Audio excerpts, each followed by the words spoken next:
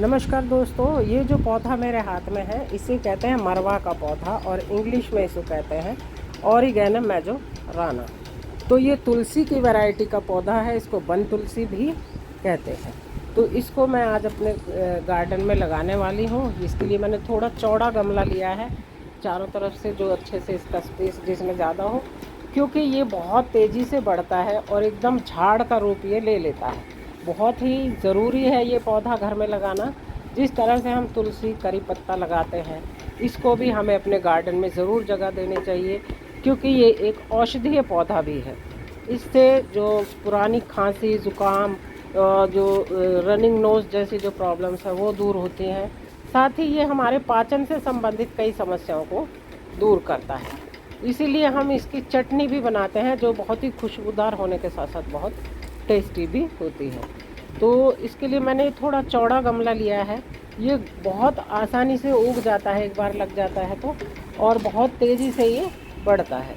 उसके बाद इसमें तुलसी की तरह से फूल आते हैं, बीज आते हैं, और आप एक ही पौधे से कई सारे पौधे बना सकते हैं। तो इसके लिए जो मैंने गमला लिया है ये थोड़ा चौड़ा लिया है, और मिट्टी एकदम रेतीली और एकदम सूखी है, क्योंकि मिट्टी कुछ दिनों से, जैसे पुरानी मिट्टी थी उसमें कई बार क्या होता है, नीमेटोड्स जो हो जाते हैं, उससे पौधा मर जाता है कुछ दिनों बाद। तो ये मैंने ऐसी मिट्टी ली है जो मैंने लगभग एक हफ्ते से जो धूप में सुखा रखी थी, और इसमें मैं इस टाइम पे कोई खाद वगैरह नहीं मिलाऊंगी। इसमें ऑलरेडी पत्ते हैं बहुत सारे, आप देख रहे हैं कितनी रेतीली है, और मेरे सभी गमलों में नीचे पत्ते होते हैं, और इसमें वर्मी कंपोस्ट मिला हुआ है।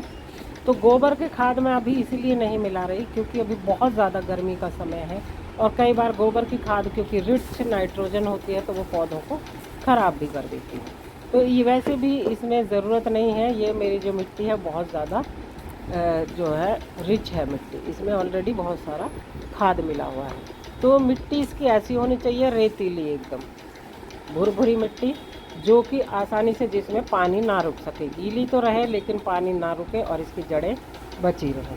तो इसको मैं इसमें लगा देती हूँ। ये बहुत आसानी से उगता है और बहुत तेज़ी से ये बढ़ता है, और झाड़ का रूप ये आपके घर में इसमें ले लेता है गमले में। बहुत बड़े गमले की ज़रूरत नहीं है। इसकी थोड़ी सी जड़ें मैं नीचे से हटा देती हूँ, क्योंकि ये लगभग 10 दिन से यहाँ पर रखा हुआ है, और क्योंकि गर्मी बहुत थी इसलिए मैं इसको रिपोर्ट नहीं कर रही थी। तो आज थोड़ा मौसम बदला है, ह्यूमिडिटी हुई है, तो मैं इसको रिपोर्ट कर रही हूँ। तो जड़ें थोड़ी गल सी गई थी, वो मैंने साफ़ कर दी नीचे से, और अब इसको मैं लगा देती हूँ और इसके चारों तरफ डाल दूँगी मिट्टी।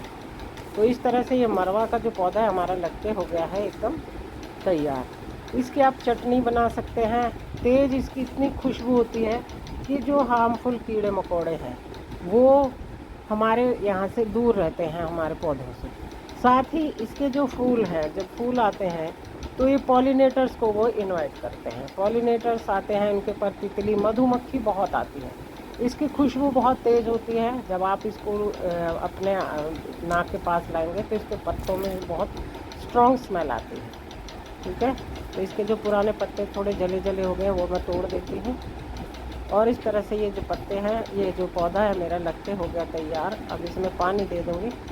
तो पानी इसको हमें बहुत ज़्यादा नहीं देना होता है, इसकी केयर तुलसी की तरह ही करनी होती है। इसमें लगभग 15 दिन के बाद मैं इसको लिक्विड फर्टिलाइज़र दे दूँगी, क्योंकि अभी मैंने इसको गोबर खाद नहीं दिया है, और जो लिक्विड फर्टिलाइज़र दूँगी मैं वो दूँगी उपले का पानी। तो तब तक इसकी जड़ें अच्छे से स्टेबल हो जाएंगी, और उसके बाद हम इसको जो है इसमें से इतना बड़ा हो जाएगा बरसात का, क्योंकि मौसम आ ही रहा है। तो इसमें क्या होगा कि इसकी ग्रोथ जो है अब बहुत तेज़ी से होगी। तो इस समय ये जो हमारा टाइम अब है मॉनसून के स्टार्टिंग का, इस तरह के पौधों को लगाने के लिए एकदम सूटेबल है।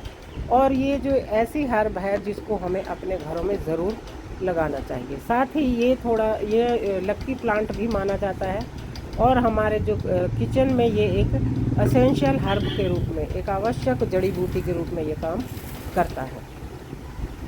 जो पुरानी खांसी होती है, ज़ुकाम होता है, उसमें इसका बहुत अच्छे से, इसका बहुत इफ़ेक्टिव तरीके से इसका असर होता है, और घर में इसको लगाना बहुत ही इसीलिए ज़रूरी हो जाता है। ये वन तुलसी भी इसको कहते हैं, क्योंकि तुलसी की ही वैरायटी का पौधा है। और आप देख सकते हैं लग के ये हो गया है तैयार। थोड़े दिनों बाद ही ये हमारा पौधा जो है वो बुशी हो जाएगा। इसमें से अपने आप ही बहुत सारी ब्रांचेस बनती हैं और बहुत सारे नए पौधे खुद ही हो जाते हैं, क्योंकि इसमें से जो फूल होते हैं उनमें तुलसी की तरह से बीज बन जाते हैं।